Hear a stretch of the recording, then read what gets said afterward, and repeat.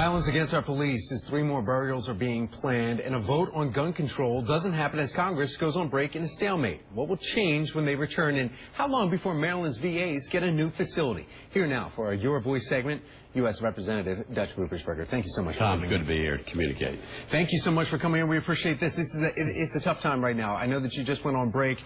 There was gun violence was being pushed. You were involved in a sit-in. Sure. Just on gun violence. It's not my style. Here's where we are.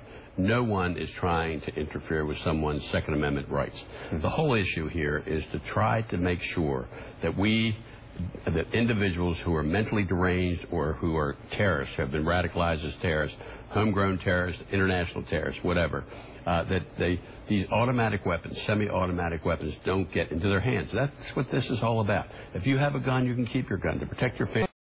That's what you want to do. And what happened is that we had a sit-in with about 4 or 5 different people.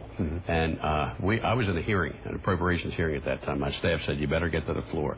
And when I got to the floor, all that the Democrats were attempting to do was asking the Speaker to give us a vote so that people who on the no-fly list would not be able to have a gun until they went through background check and background checks. And by the way, 85% of the country, of the people, the polls, including gun owners, agreed that we need to have these background checks. It's not about taking away Second Amendment. Now, the other side will say it is about taking away the Second Amendment. But when you massacre kids, when you massacre people in the church, when you look at what happened in Florida, when you look what happened in San Bernardino, these were all semi-automatic weapons. And these weapons, by the way, were really developed. The military went to the gun manufacturers and said, we need these automatic weapons to use in war. And now it's easy for an individual, a mentally ill individual, which history has shown. That's all we're trying to do. Let's talk about that right now, what's happening here. We don't know what the weapon was used in Baton Rouge, but Dallas, they said an AR-15 style weapon was used there.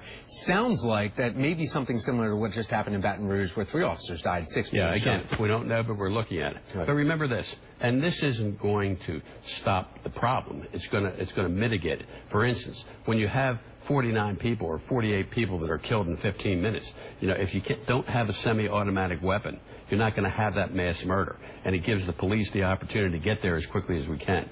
But when you have 15 minutes and somebody can kill people, that many people, we have to deal with this. It's a problem in the United States that we have to deal with. The other argument is saying, you know what, if everyone's able to carry, if you have more people allowed to carry, legally carrying citizens, that is okay. Right now we have RNC that's going on this week, and there's some conversations out of Ohio, whether they should be allowed to carry open or not. It looks like that's going to go ahead. Do you think that's an answer? Well, look at the state of Maryland. Maryland is very aggressive on the ability to carry. You have to have a permit. We don't want guns to be in the hands of terrorists or mentally deranged people. That's the problem. And it's unfortunate that the other side of the aisle and that the NRA can't sit down and look at this problem when it comes to background checks and when it comes to do not fly. That's all we're talking about. No other issue on Second Amendment rights. And, the fact that someone carries, if they have a gun permit, then that's fine. But we're trying to save people's lives. And it's a serious problem. A lot of it is a urban, suburban, rural problem, too. And, no one's trying to take someone's ability to have a gun if you want to protect your family or to hunt.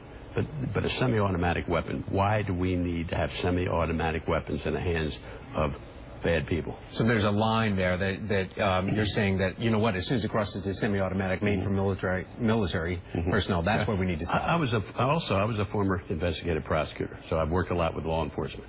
You talk to any chief of police, any commissioner, they'll tell you the police do not want these semi-automatic weapons in the hands of bad guys because they're the front line. And look what happened as a result of this. Look what happened in Baton Rouge. Is there also a mental element here, too, about this? I mean, because we're hearing about mentally unstable individuals, possibly the one in Baton Rouge, ex-military, another ex-military in Dallas. Well, part of what's happening now with ISIS is that ISIS is really using social media effectively to radicalize and recruit and to give orders. A lot of these people might not really know anyone like this, but they've been radicalized by the internet, and a lot of them who've had a military background had the ability on how to use weapons. And those of us I've been in intelligence now for 12 years, fighting ISIS and all the different threats that are out there, Russia, China, Iran.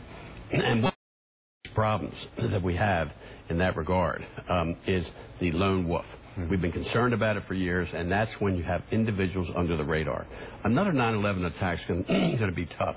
And the reason is because we have good intelligence internationally. We have some of the best in the world. So if you have a big attack, usually we're going to find out about it. But it's the under the radar. And it's going to continue to happen. It's happening in France a lot. It's going to continue to happen. Now, getting back to the Baton Rouge, It seems more race, though, than a terrorist attack with ISIS, though. It seems like more racial tension. And that's a problem we have in the United States that we have to deal with. The first thing, you cannot shoot police officers. These are men and women putting their lives on the line to protect our communities. You have to have them protecting our communities. You have to have justice. You have to have law and order. Now, there needs to be work done. There's no question. You know, when I was Baltimore County Executive, we had Police Athletic League, and that was where we'd have police officers working with kids after school and different programs. One of the things that was effective that we did there in the eastern end of the county, we ended up teaching karate. Then we got the bad guys, the guys in the gangs. Hey, they're going to give us karate.